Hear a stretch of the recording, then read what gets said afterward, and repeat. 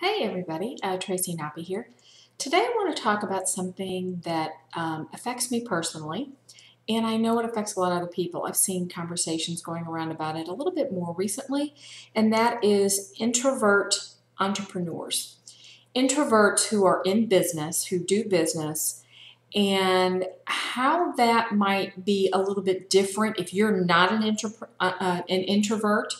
You may not understand the difference. You may not even know what an introvert is. An introvert is somebody who, by very definition, when they are in crowds of people, they are literally like drained of energy by being around large groups of people. And the longer they are around those people, the more exhausted, worn out, frazzled, whatever they get. As opposed to an extrovert who seems to get more energy by being around other people. And they're like, wow, they get more pumped up and all of that. They thrive in crowds. They're like the center of, the attention at a party or a gathering or something like that. So it's polar opposites. But one thing that introverts are not necessarily shy. I am actually an introvert. I can handle groups of people. I love people. But when I go to a live event or I go to even church or a mall or family gatherings or whatever, I can only handle that for just short periods of time because I start getting exhausted. I mean, literally physically exhausted. And I love chat, talk, hug, blah, blah, and I'm full on because I like people, and most people would probably not categorize me if they just met me at an event as an introvert, because I think a lot of people associate that with being shy, where you're kind of fearful of approaching people, you don't know what to say, or something like that. Shyness is a completely different issue. But as an introvert myself, and I've seen this a lot with other entrepreneurs who are introverts, we're self-confident, we like people, we're not particularly shy or anything like that, but we can only handle this in small bits, handle people in small bits. We kind of have to go somewhere, recharge, chill out for a little bit, relax, regroup, get our personal space back. And then, we can rejoin the crowd or the group or something like that, depending on how long you push it as to how long you need to recharge. And I think this is completely an individual thing. But it seems to be very universal that introverts, just talking about introverts, not shyness or self-esteem or confidence issues or anything like that, are drained by being around large groups or crowds of people, and then, have to go recharge. Some particular issues with being in business and being an introvert. One of those would be going to live events. I've been to live events, not a lot. Number one, I don't particularly enjoy travel. Part of that is because I'm an introvert, and even going in and doing the whole airport thing and being around all the people and chatting and trying to be nice and pleasant and all of that, and just being around large crowds of people, even if I'm not necessarily particularly chatting it up and all of that, is exhausting. So by the time I get to an event or get anywhere, I'm already worn out. So I usually try to travel the day before the event, leave the day after the event, to kind of allow for that. I personally also get migraines. Please don't reply and tell me all your migraine things. I've had migraines for 30 years, been in every study there is. I already am well aware and have tried probably just about every single migraine remedy there is. This video is not about migraines, so yeah, I already know all of the things to do about migraines. But for me, it also traveling, and I try to stay hydrated and all that kind of stuff. But the experience of the traveling, the going to, the from, the preparing, the driving, the draining of the energy and all that kind of stuff, usually brings about a migraine for me. So I have to be, really careful. So that's one of the reasons why that's just part of the reason why I personally don't go to a lot of live events. There is absolute value in it, and if you are an introvert, I really strongly encourage you to go to live events. plan maybe a little bit in advance like I do, where, you're traveling the day before the event, not, jumping off the plane and running to the event, as soon as it starts. Allow a little extra travel time so you can chill a little bit and kind of regroup your space and, your energy stores or whatever. And when you sign up for a live event and you've paid money to get there, travel there, it's an investment, and it's a good investment for your business. It really is.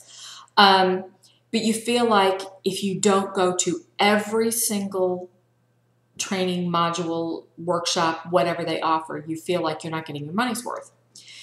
And I tried doing that, and I literally was in tears at one. I'm sure people thought that I was a complete loon because I pushed myself beyond what I really should have done. And I just was so exhausted, and I had a headache and all that kind of stuff. And I was a mess. I mean, I should have known better. So the next time I went to the event, I'm like, I don't need to go to every single thing. True, I hated to miss it, but most of the events that you pay for, they give you a recording of it. You could listen to it later. So it's not a huge thing. For me, it was I wanted to meet the people face to face. I wanted the networking. Yes, I wanted the information and the training, but I could get that in an audio file or a DVD or whatever, because if you pay for it, 99% of the events you go to are going to give you some sort of a recording, transcripts of what was done, whatever. The good ones should anyway. So I wanted to meet the people. And so that kind of became my priority, was the networking. And in order to do that, I needed to limit myself. I do much better if it's a one-on-one with somebody versus larger groups, like roomfuls of people type thing.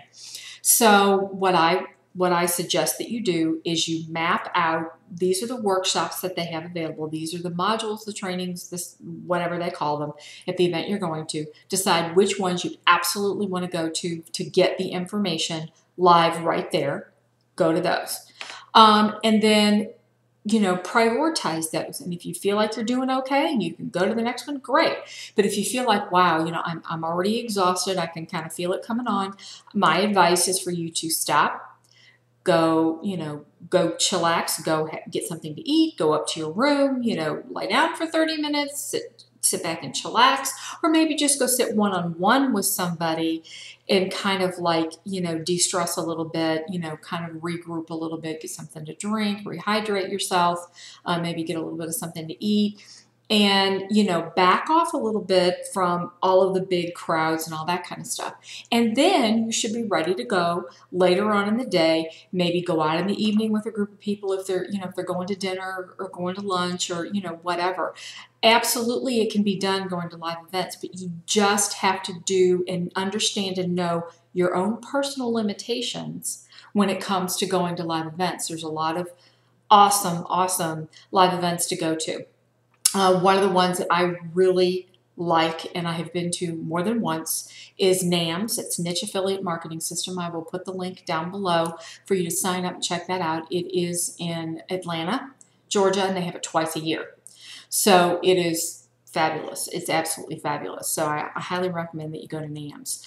There's a lot of other ones. If you know of other events or something like that you think are good, whether it's a blogging event, an internet marketing event, or something like that you think is really good, put the link down there. I don't have a problem with that. But one of the other things as an entrepreneur who is an introvert that you kind of need to be mindful of is, and really any business owner needs to do this. I know that you've probably all heard of the 5 love languages, right? So everybody has a different way that for them, they communicate love, affection, attention, whatever to other people. For me, my love language is actually time. Spend time with me. Stop what you're doing. Spend time with me. And which might seem kind of contradictory to being an introvert and, having needed to have a little bit of a limited close one-on-one time with people. But for me, that really rings true. If I am willing to, literally my interpretation, expend my energy and drain my energy and my, whatever, by being around you and doing something for you, I am truly that's how I express love and care for other people. Some people, their love language is words of affirmation. Some people like to receive gifts, all of those sorts of things. But as a business owner, we kind of need to understand that not everybody has the same mindset and thought that we do. And when it comes to our marketing or our target market or how we relay information to people, we need to be aware that everybody has a different way of receiving that information and processing that information and how they do that. So I would encourage you to take a look at the different ways that you're marketing to reach out to your target market, your ideal client or whatever, and how you're doing that. Are you doing everything kind of the same because it's what is comfortable for you? And absolutely, you should do some of what's comfortable for you. But I would suggest and encourage you to kind of get a little bit out of that comfort zone. Go a little bit and, try video if you've never tried video, or maybe write more and do more, more in the email marketing space or more audio. I don't like listening to podcasts. I know that seems a little strange, but I'm too easily distracted. My mind wanders if I don't have something to see to focus my attention, because I am a visual learner. I need to see it. And I also actually need to do it, and hands-on and doing things to learn. So just to hear something, like to just listen to a lecture in school without seeing it, or just listening to podcasts, and I am not in any way, shape, or form saying that podcasts are awful and horrible. But for me, my mind wanders, and I really find that I don't pick up the information like I should, because I'm hearing it and I'm physically doing something else, and I get focused more on what my hands are doing than what I'm hearing, because I'm a mother and I'm really able to tune a lot of things out, because that's how you have to get by. So I find that I'm tuning that out. But that does not mean that just because I prefer maybe video or something like that, that I can't do a podcast, because even though it might not be my preferred way of conveying information and receiving information, that doesn't mean that others in my market might not have a different opinion. Something to consider, so if you're fearful of video for whatever reason, you got to get up and, do the hair and makeup and get out of your bathrobe and, hey, if you've got a really nice bathrobe, go for it. Wear whatever you want. But anyway, something to consider as an introvert, and how we kind of tend to do what's the most comfortable for us. And we need to consider all of the various ways that our ideal client, our target market, actually might best benefit from receiving our information. Vary it up a little bit. Kind of step out of your comfort zone a little bit. And because you're in control of what you do it, when you do it, how you do it, and all that kind of stuff, like I can sit here and talk to you on this video and there's nobody else in my office. So it's not draining for me. It's not at all draining for me to sit here and share this with you. And who knows how many people are going to see this video. But at that point, I'm not in the room, right? So it's really okay. Same way with podcasting. I could talk all day. I could sit there and pretend there's a camera there if I want to, but give the information so that my target market is receiving it in the best format that works for them. So just something to consider if you're an introvert, vary up your marketing. One last point. If you're an introvert and you see all of these other internet marketers who are clearly presenting themselves as extroverts, man, they are on fire, they're pumped up, they're woo, that's okay. That's okay that they are like that and you are not. Okay, this is not a comparison game. We should not be little mini me's of somebody else. You need to be the best you that you can be. As I said in another video, you need to be unique. Everybody is created uniquely separate from everybody else.